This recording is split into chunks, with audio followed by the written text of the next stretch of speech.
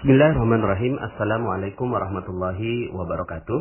Alhamdulillah, alhamdulillah, wassalatu wassalamu ala rasulillah, amma ba'd. Alhamdulillah, senang sekali bisa bertemu kembali di audio Magnet Rezeki.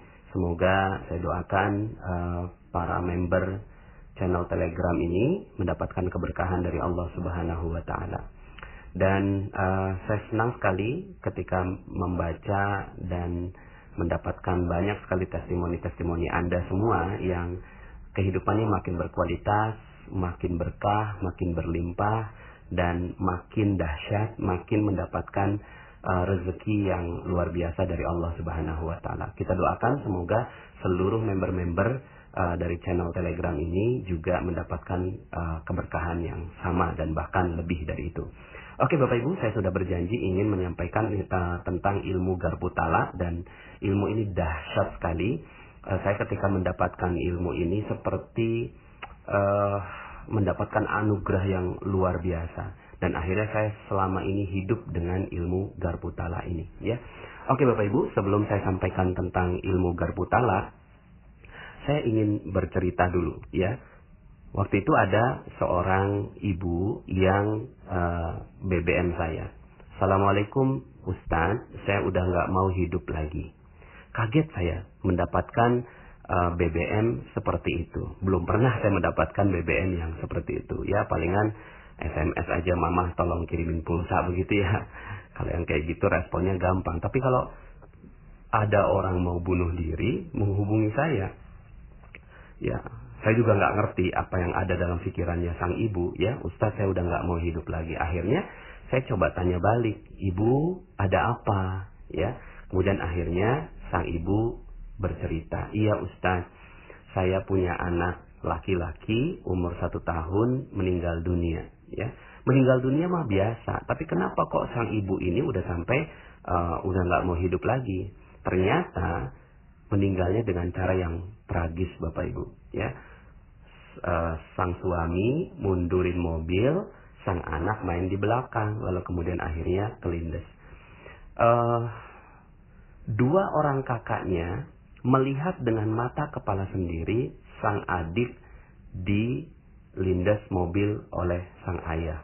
Berteriak kencang, lalu kemudian sang ibu yang ada di belakang mungkin lagi masak atau apa, kemudian keluar dengan tergopoh-gopoh dan melihat anaknya meninggal dunia.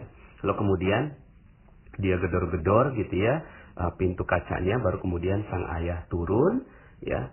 Akhirnya empat orang hamba Allah melihat dengan mata kepala sendiri sebuah kejadian yang teramat dahsyat buat kehidupan mereka. Sampai akhirnya ya saya merasa wah pantas aja kalau mereka ini kalau sang ibu ini selalu terhantui gitu ya, terhantui dengan pikirannya. Nah, kalau Anda mungkin sudah dengarkan materi saya tentang jeruk nipis, ini jeruk nipisnya udah bukan jeruk nipis lagi Bapak Ibu ya. Jeruk nipisnya udah mungkin ratusan puluhan gitu, tertetesi di seluruh tubuhnya. Ya, ketika membayangkan misalnya disebutkan nama anaknya saja, saya bisa bayangkan betapa traumatiknya luar biasa. Nah, pada saat itu saya juga kebingungan Bapak Ibu ya. Dan waktu itu posisinya sang ibu ada di sebuah kota yang jauh dari saya ya. Kemudian saya ada di Depok gitu. Terus kalau seandainya itu orang ada di depan saya, mungkin saya bisa langsung nasihati secara live gitu ya. Tapi ini orangnya jauh. Bagaimana caranya? Ya. Nah, disinilah korelasinya ilmu Garpu Tala Bapak Ibu. Waktu itu kemudian saya bilang begini, Ibu, kalau ibu percaya sama saya, tolong ibu ambil air wudhu gitu. Akhirnya alhamdulillah dia percaya sama saya, dia ambil air wudhu. Saya pun mengambil air wudhu juga gitu ya, untuk menyamakan energinya. Nah, jadi di sini korelasi ilmu Garpu Tala ya. Nanti saya jelaskan tentang Garpu Tala ya. Nah, kemudian Bapak Ibu, ternyata sang ibu ini respon. Waktu itu saya berpikirnya sederhana. Seseorang yang sedang galau luar biasa, khawatir, marah, cemas, kalau wudhu insya Allah bisa jauh lebih tenang gitu kan. Itu aja pikiran saya untuk membantu sang ibu. Tapi ternyata dia BBM lagi. Alhamdulillah Ustaz, saya sudah wudhu. Sekarang apa yang harus saya lakukan gitu ya. Kemudian akhirnya saya bilang begini, ibu temannya wudhu, sholat deh, saya bilang gitu ya. Akhirnya dia sholat Bapak Ibu ya. Ternyata dia ajak suaminya. Dia sholat ya, sholat hajat, sholat duha gitu ya. Lalu kemudian setelah sholat, dia hubungi saya lagi. Alhamdulillah Ustaz, saya sudah sholat, sekarang ngapain begitu ya. Kemudian saya bilang begini, coba deh Bu, buka Al-Quran gitu. Sebenarnya saya juga nggak ngerti apa yang terjadi ya. Saya pernah diskusi gitu ya. Katanya ini 30 tahun belum tentu sembuh nih gitu kan. Karena depresinya luar biasa gitu ya. Ya saya apalah saya gitu ya. Bukan siapa-siapa. Akhirnya saya bilang begini, Bu, temennya sholat Al-Quran, coba deh Ibu buka Al-Quran. Siap Ustaz ya. Nah uniknya adalah ketika dia nanya, ayatnya ayat berapa Ustaz gitu. Nah sampai saat itu saya mentok tuh, iya ya ayatnya ayat berapa ya gitu ya. Lalu kemudian akhirnya saya udah nggak sempat nanya orang, udah nggak sempat googling gitu ya Bapak Ibu ya, udah nggak sempat lagi melakukan apapun. Akhirnya saya sekenanya aja, dan itulah awal mula saya ketemu dengan ilmu ini. Kemudian saya bilang begini, Bu, buka aja sekenanya ya, buka aja sekenanya Al-Quran. Yang pertama tertumbuk di mata, yang pertama kali terlihat di mata, itulah jawabannya insya Allah. Saya bilang begitu, pede aja, saya yakin gitu ya, karena takutnya orang yang ada di ujung BBM saya nih udah mau bunuh diri gitu ya, saya takutnya begitu ya. Kemudian akhirnya dia bilang gini, siap Ustaz gitu ya. Akhirnya dia membuka Al-Quran sekenanya ya. Akhirnya saya tungguin gitu ya, sang ibu ini, apa yang terjadi pada sang ibu gitu kan. Saya tungguin ini sang ibu. Akhirnya kok nggak hubungi saya lagi, saya takut kejadian nih gitu kan. Akhirnya saya hubungi dia duluan gitu ya, Bu, gimana kabarnya gitu ya. Subhanallah Bapak Ibu, jawabannya luar biasa. Jawabannya begini, Alhamdulillah, terima kasih Pak Nas, terima kasih Ustadz atas tausiahnya, atas nasihatnya. Padahal saya belum ngasih nasihat apa-apa. Saya baru bilang kalau udah ketemu itu Al-Qurannya kita bahas sama-sama begitu ya. Tapi dia udah sembuh duluan gitu ya. Akhirnya dia datang ke rumah orang tuanya, datang ke rumah mertuanya, selesai, dan setahun berikutnya diganti lagi anak yang keempat dan laki-laki lagi gitu ya. Sembuh Bapak Ibu. Hanya dengan seperti itu dia sembuh. Luar biasa. Akhirnya yang saya coba tanyakan adalah, Bu, ya, itu ayatnya ayat berapa gitu. Itu yang bikin saya penasaran, kok bisa hanya dengan begitu itu dia bisa sembuh. Ternyata dia membuka 2 tempat, tapi yang saya ingat 1 Bapak Ibu, yaitu surat 18 ayat 4 ya. Bunyinya begini, wa yunziral ladzina qalu ittakhadallahu walada.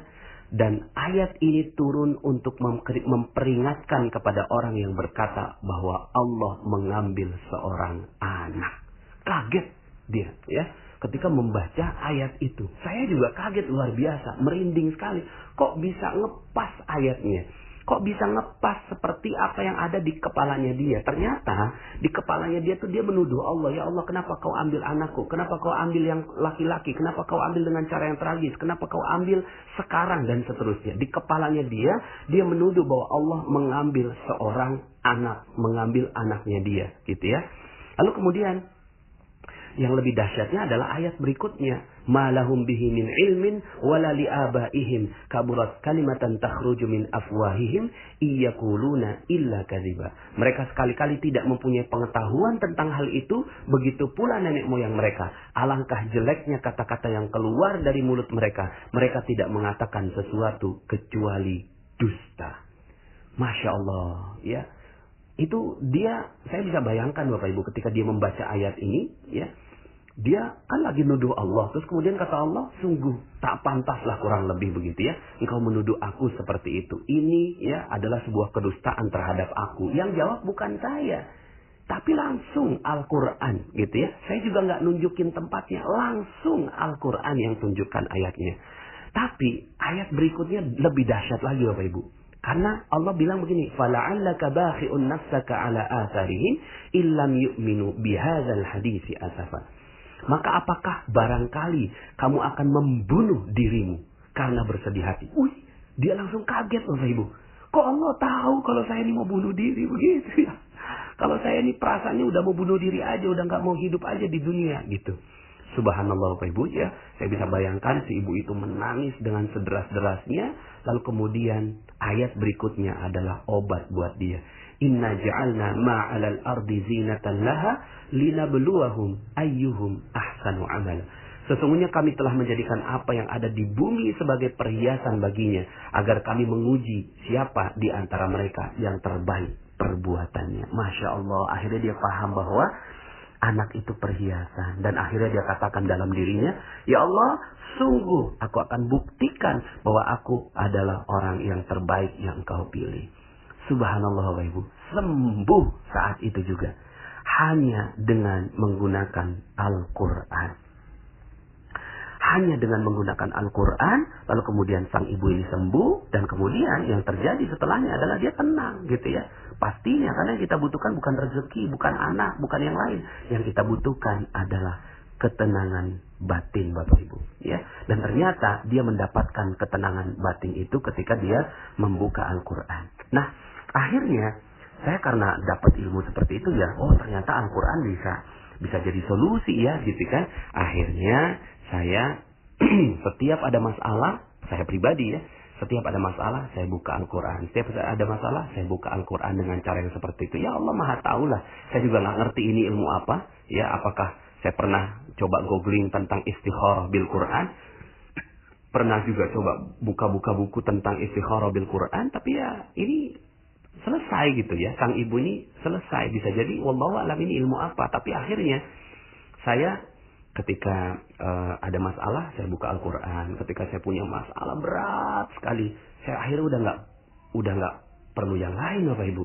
Saya hanya perlu ketika saya mendatangi Al-Quran, saya buka, dapat ayatnya, saya renungin, nangis dengan itu dan seterusnya. Ya, suatu ketika, ya karena saya sama istri udah hidup dengan ilmu Garputala ini, ya, akhirnya setiap ada masalah saya sama istri kita bersama-sama buka Al-Quran. Nah, waktu itu sempat saya sedang bimbing umroh gitu ya. Terus kemudian tiba-tiba istri saya BBM saya ya, nggak punya uang nih gitu. Ya khas istrinya Ustadz lah begitu ya.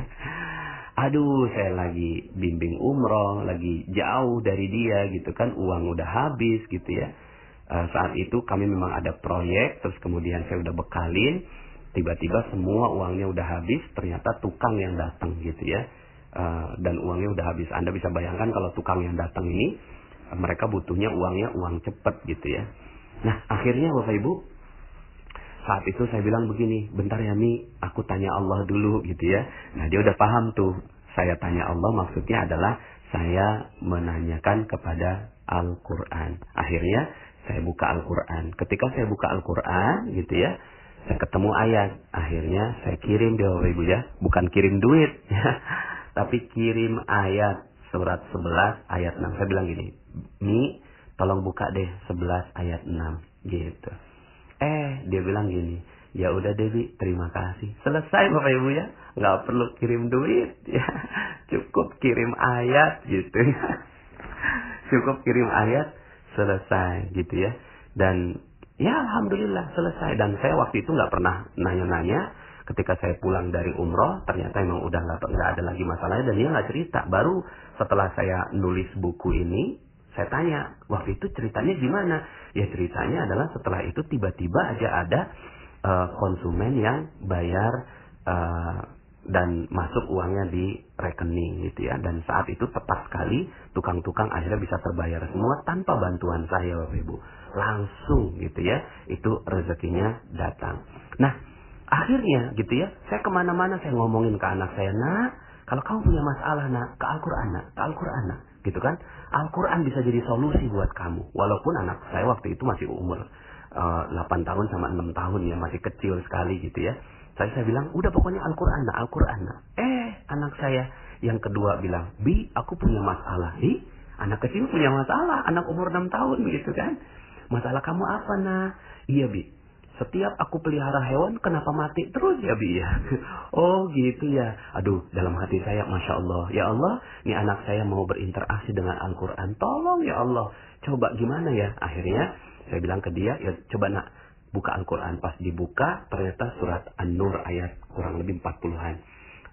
Allah lah yang ciptakan hewan beragam bentuknya. Ada yang kakinya 4, ada yang kakinya 2, dan ada yang berjalan di atas perutnya. Dia bilang gini, ih ngepas banget ya Bi, gitu.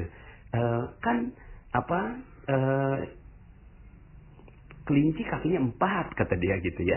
Bebek kakinya 2. Terus kemudian ikan berjalan di atas perutnya. Dia udah ngerti Bapak Ibu. Ternyata Allah mengerti apa yang ada dalam jiwa anak saya umur 6 tahun.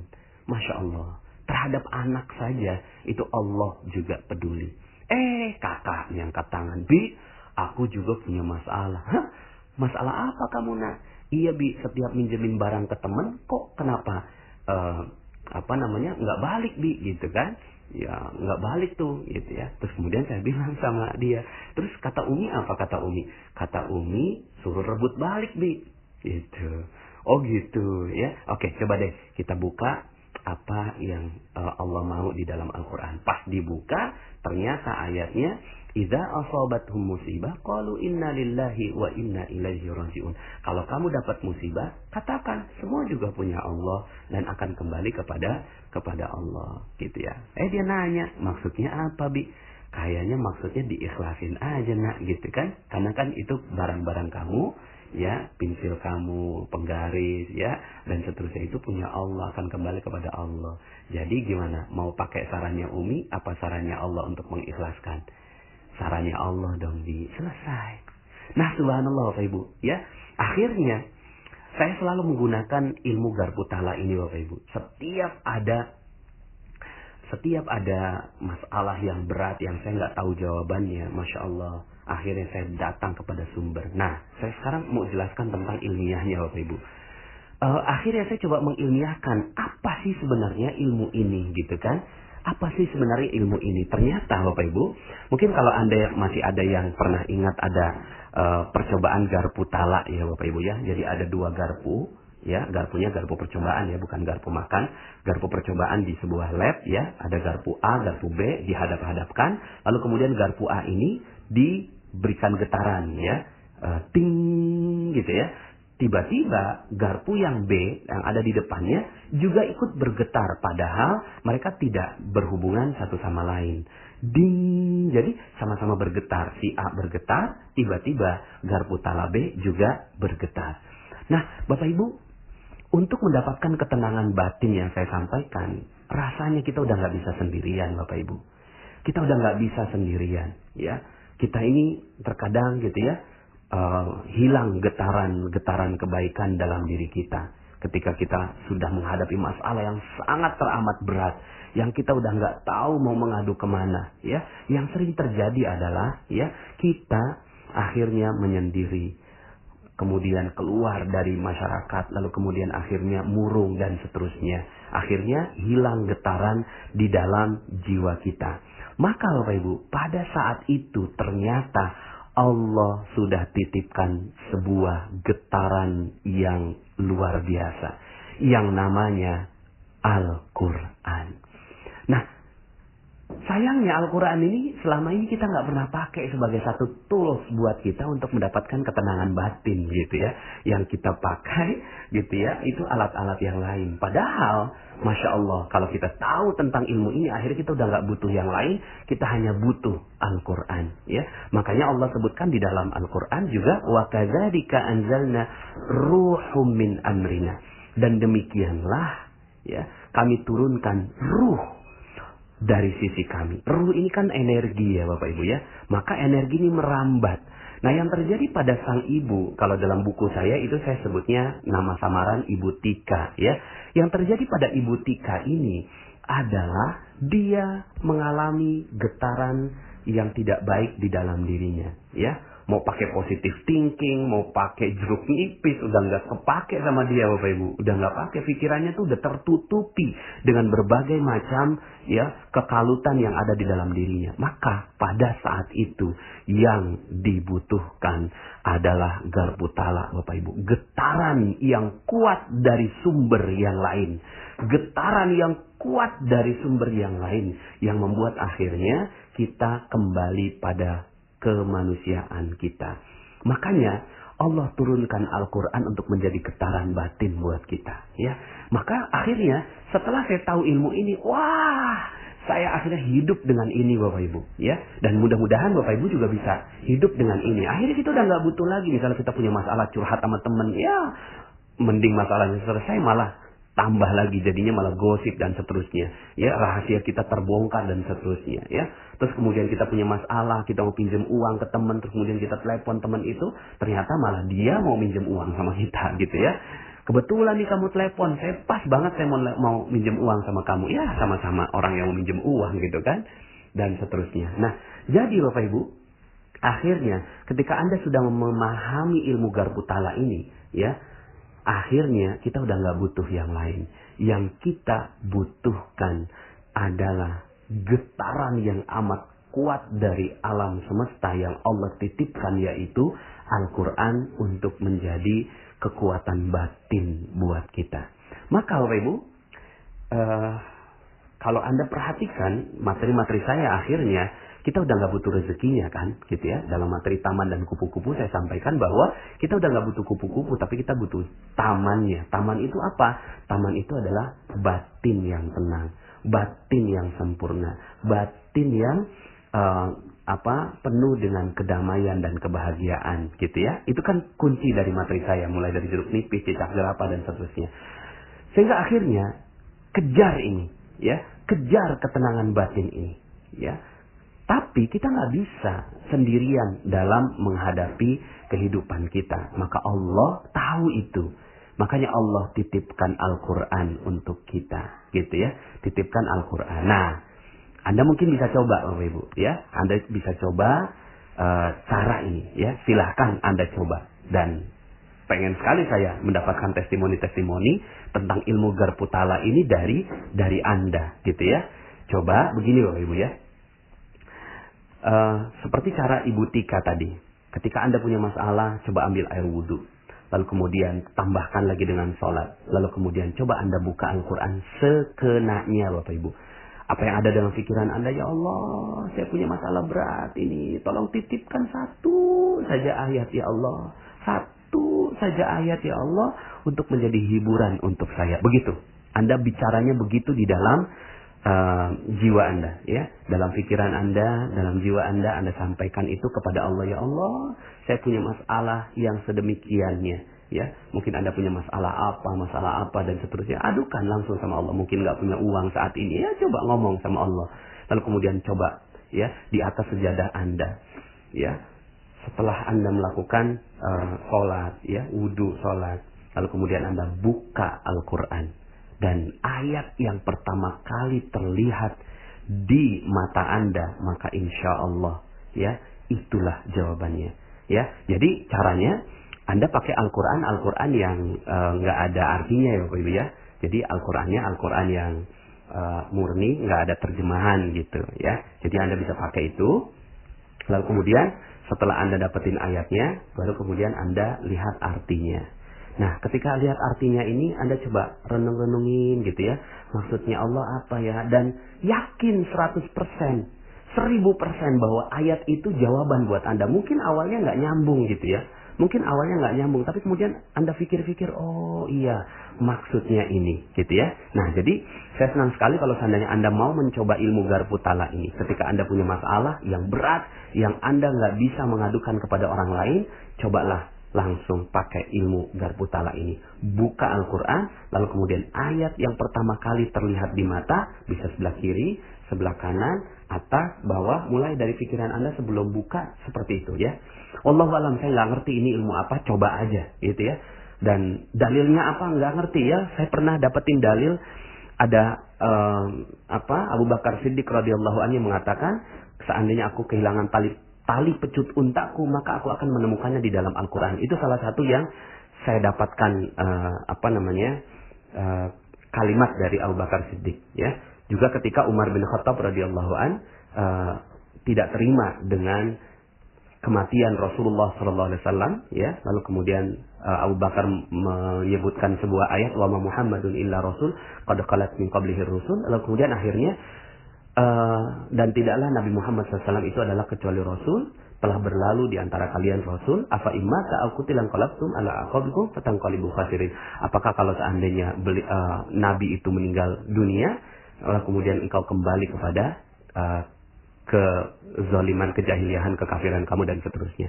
Nah, akhirnya kata Umar bin Khattab radhiyallahu anhu, seakan-akan saya baru mendapatkan ayat itu. Nah, kurang lebihnya seperti itulah. Kita bukan kayak para hafiz Quran yang hafal Al-Quran di luar kepala gitu ya. Ya, kita nih siapalah gitu ya. Saya juga bukan siapa-siapa, nggak ngerti apa-apa, ya cobalah. Kayaknya kayak ilmu ngecak gitu ya. Ngebuka Al-Quran gitu. Tapi ya bismillah, coba aja gitu kan. Saya juga nggak ngerti ini apa ya. Mungkin nanti ada sebagian dari teman-teman dari yang mendengarkan audio saya yang bisa memberikan input kepada saya itu ilmu apa. Tapi sekarang ini saya pribadi hidup dengan ilmu Garbutala. Setiap ada masalah saya buka Al-Quran. Setiap ada masalah saya buka Al-Quran dan saya menemukan keajaiban saya di dalam Al-Quran. Sebuah energi Garbutala yang Allah Subhanahu wa Ta'ala titipkan di muka bumi. Oke, Bapak Ibu, ya, sudah cukup panjang ini audionya. Mudah-mudahan Anda mendapatkan hikmah dari ilmu Garbutala ini. Ya, setiap ada masalah-masalah, waktu itu sempat saya namanya bisnis, waktu itu sempat diadukan ke polisi, udah sedikit lagi masuk gitu ya. Masalah yang berat buat saya, akhirnya saya coba gitu kan buka Al-Quran gitu ya, ternyata keluarnya surat Ad-Duha gitu ya, surat Ad-Duha yang kalimatnya adalah sungguh Tuhanmu tidak meninggalkanmu. Wah, subhanallah, saya merasa bersyukur sekali gitu ya.